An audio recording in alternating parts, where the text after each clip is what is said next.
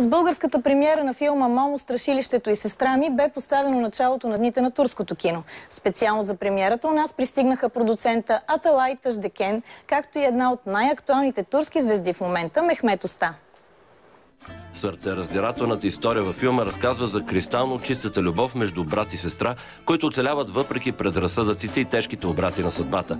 Те намират упование в игрите, а нощем мечтаят под звездите. Тъгуват по изгубената си майка и страдат, че настоящата съпруга на баща им не намира място за тях в родната им къща.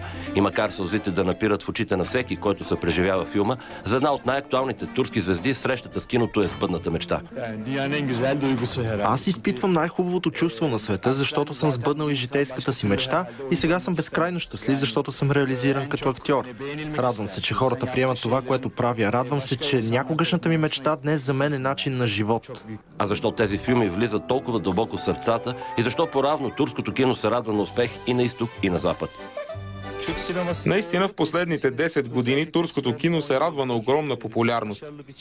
От една страна това е защото ние се стремим да не поддържаваме на никого, а от друга нашето Министерство на културата и туризма ни оказва много голяма помощ. Защото не всеки, който притежава истински талант, има материалната възможност да реализира своите идеи. Мисля още, че най-голямата сила на турското кино се крие в това, че хората, които правят филми, не искат те да изглеждат по западен модел. Просто нашите филми разказват нашия живот и показват Турция в реална светлина. Дните на турското кино продължават днес и утре с още хитови заглавия.